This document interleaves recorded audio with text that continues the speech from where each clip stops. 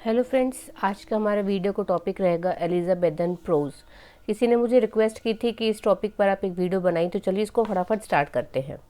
तो एलिजाबेथन, वैसे तो मैंने इसके ऊपर ऑलरेडी एक वीडियो है, उसमें ये सारा कुछ ही है, सब कुछ डिटेल में है, लेकिन चलिए एक और वीडियो से ही। Elizabethan literature refers to the bodies of work produced during the reign of Queen Elizabeth I। जो क्वीन के रहते हुए उनके राज्य के टाइम पे जितनी लिटरेचर लिखी गई थी, जितना भी वर्क लिखा गया था, उसको एलिजाबेथन लिटरेचर बोला जाता है and is one of the most splendid ages of English literature. In addition to drama and the theatre, it saw a flowering of poetry with new form like the sonnet, the Spenserian stanza, and dramatic blank verse, as well as prose including historical chronicles, pamphlets and the first English novels. तो इसके अंदर बहुत कुछ, मतलब इसको कह सकते हैं हम गोल्डन एज भी कह सकते हैं, कि बहुत कुछ लिखा गया था इसमें। स्पेंसरियन स्टेंजा का अगर मैं आपको मतलब बताऊं तो उसका ये होता है कि एक स्पेंसर करके राइटर था जिन्होंने एक पोएम लिखी थी, उस पोएम के ऊपर ही इसका नाम स्पेंसरियन स्टेंजा लिखा जाता है। और ब्लैंक वर्स का अगर मैं आपको मीनिंग शॉर्ट में समझाऊं तो पोइट्री जिसमें राइम्स नहीं होती है, मतलब poetry return with regular but unrhymed lines होती हैं। और हिस्टोरिकल क्रॉनिकल्स, मतलब जो पुराने ज़माने में जो लोग हिस्ट्रीज को नोट डाउन करके लिखते थे, किसी भी चीज़ को नोट डाउन करके लिखने को क्रॉनिकल्स बोला जाता है।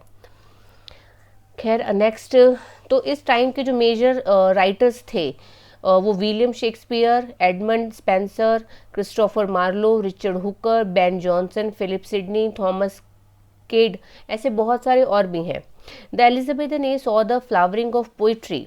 उसमें पोइट्री को बहुत ज़्यादा इम्प्रूवमेंट हुई थी, बहुत ज़्यादा वो एडवांस हुई थी। Was a golden age of drama, और ड्रामा के लिए भी वो गोल्डन एज मानी जाती है, स्पेशली शेक्सपियर के लिए। And inspired a wide variety of splendid prose. Prose मतलब कुछ भी काम जो पोइट्री के अंदर नहीं आता है, जैसे इसमें लिया हुआ है कि जैसे क्रॉनिकल्स हो गए, होली स्क्रिप्चर्स हो गए, पैम्फलेट्स हो गए, लिटरेरी क्रिटिसिज्म हो गए, to the first English novel, जो पहली इंग्लिश नॉवल इंग्लिश लैंग्वेज में लिखी गई थी वो उसमें थी। From about the beginning of the 17th century, a sudden darkening of tone becoming notable in most form of literary expression, especially in drama, and change more or less coincident with the death of Elizabeth। तो उसमें कुछ darken tone भी आई थी, कुछ ऐसी चीज़ें भी लिखी गई थी जिसको हम डार्कन टोन बोला जाता है। English literature from 1603 to 1625 is properly called Jacobean after the new monarch. जो मोनार्क मीन्स राजा या रानी, जेम्स वन। तो जेम्स वन के आने के बाद इसका नाम जकोबियन एरा बोला जाता है।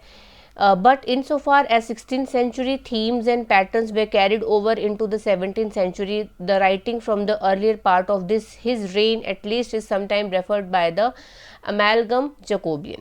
तो मतलब इस जो चीज़ पहले से 16th सेंचुरी से चली आ रही थी वो 17th सेंचुरी तक सेम थी। जो थीम्स हम 16th सेंचुरी में यूज़ करते थे वही उसमें करते थे। अगर हम प्रॉपर प्रोज की बात करें तो दो इम्पॉर्टेंट जो राइटर्स आते हैं वो है John Lyly and Thomas Nashe. Lyly is an English writer, poet, dramatist, playwright and politician, best known for his book Euphues the anatomy of wit and Euphues and his England। He started a fashion which spread in books and conversation. It has a thin love story. The style is filled with tricks and alteration। अगर alteration का meaning अगर आप समझना चाह रहे हैं तो मतलब एक ही वॉवल्स को कंटिन्यूसली रिपीट करना एक दो सेंटेंसेस के बाद, या एक दो वर्ड्स के बाद। सपोज हमने एस लिया है, स्वीट लिटिल सोबर बर्ड, तो समझ में आपको आ जाएगा, उसको ऑल्ट्रेशन कहते हैं। The sentences are rather long and complicated. The kind of language style was common among ladies of the time. तो जॉन लिली का नाम सबसे पहले लिया जाता है क्योंकि उन्होंने बहुत सारा अच्छा लिटरेचर लिखा था। Even Shakespeare was influenced by his artificial style. Lily mannered literary style originating in his first book is known as यूफिज्म। तो जो उसने जो बुक्स लिखी थी उसको हम यूफिज्म बोला जाता है। Lyly must also be consider and remembered as the primary influence on the play of William Shakespeare, मतलब विलियम शेक्सपियर को भी उनका काम बहुत ज़्यादा पसंद आया, मतलब इतना अच्छा काम लिखते थे। And in particular the romantic comedies, और ज़्यादातर उनका जो फेमस काम था जो शेक्सपियर को अच्छा लगा था वो था उनकी romantic comedies. Lilies play love Metamorphosis is a large influences on love labours lost and Galathea is a possible source for others play. दूसरे लोगों ने भी उनके ही प्ले लव मेटामॉर्फोसिस को देखकर बहुत ज़्यादा इन्फ्लुएंस हुए और उन्होंने अपने ही इसी से मिलते जुलते प्ले भी बनाए। Nashe is consider the greatest of the English Elizabethan pamphleteers, वो बहुत अच्छे पैम्फलेट्स भी लिखते थे। He was a play writer, poet and satirist who is all best known for his novel The Unfortunate Traveler. Thomas Naish, who wrote a पिक्रासिक का मतलब होता है एक ऐसी स्टोरी जिसका जो मेन कैरेक्टर है वो एक जगह से दूसरी जगह जाता है, मतलब उसको सीरीज ऑफ एडवेंचर या उसका एक्साइटमेंट वाली स्टोरीज होती हैं उसको बोला जाता है। तो वो थी उनकी जो बहुत फेमस थी जो उन्होंने लिखी थी, life of Jack Wilton. This short of novel is about the adventure of bad but lovable character. The novels of this period could not create a basis for later development. The fashion of these novels died out very soon. कहने का ये मतलब है कि जो इस time पर जो नॉवेल्स लिखी गई थी वो आगे ज़्यादा डेवलपमेंट नहीं हो पाई, उसका फैशन जल्दी ख़त्म हो गया और लोगों ने उसको फिर दोबारा वैसा कॉपी नहीं किया। George पैटनहम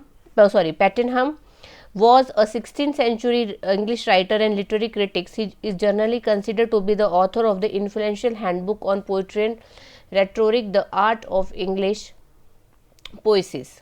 Bacon is one of most famous prose writer of the time was Francis Bacon, who is also known as the father of the English prose. He wrote books both in English and Latin. His aphocetric means expression more in short word. Pro style is very popular, मतलब कम चीज़ों में ही बहुत कुछ कह देते थे।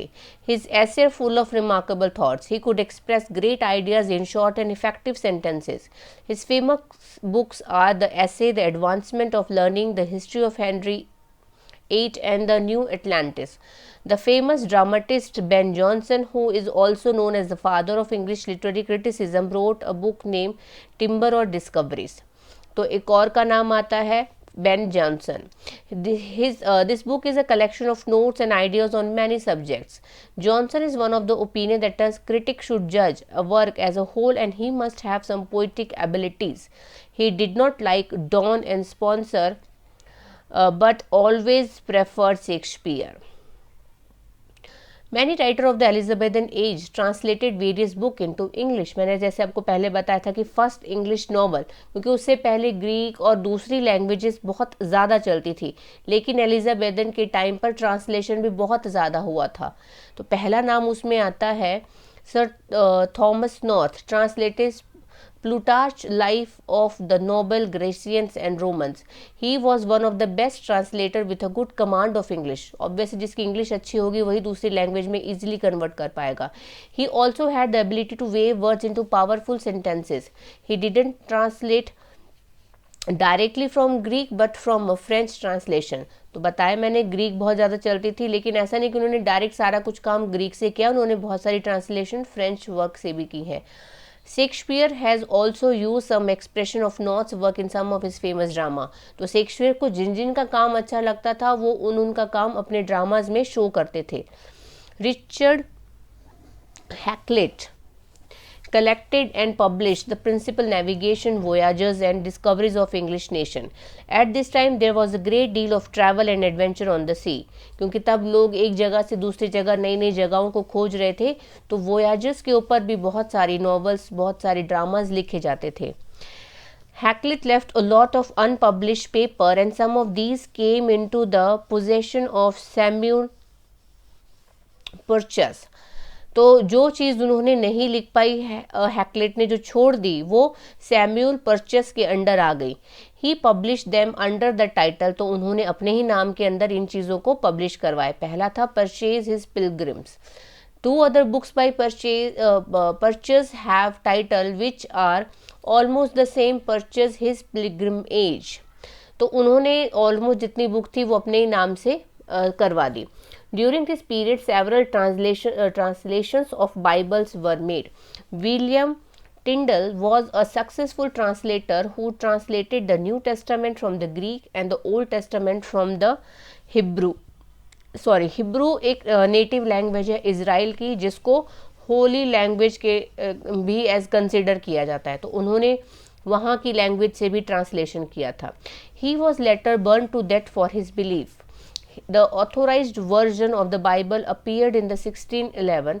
47 translators worked in groups in different parts of Bible in order to translate it. तो बहुत सारे लोगों ने मिलकर ट्रांसलेशन वाला काम किया था, स्पेशली बाइबल के लिए। This work was dependent chiefly on Wycliffe and Tyndale. तो ये ज़्यादातर जो काम था ये उन दोनों के ऊपर था, विनक्लिफ और टिंडल के नाम पर। The language is beautiful, strong and pure. Many English writers are influenced by the words of the authorize version of the Bible. तो जो बाइबल उन्होंने ट्रांसलेट करके लिखी थी, वो बहुत सारे राइटर्स को भी उनका जो नया वर्जन था, ऑथोराइज वर्जन था, जो सबको पसंद आया, वो बहुत सारे लोगों ने उस पर इन्फ्लुएंस लेकर बहुत सारा नया ड्रामा क्रिएट किया। तो आई होप आपको ये वीडियो पसंद आई हो। चलिए आपको नेक्स्ट वीडियो में मिलेंगे। Thank you so much.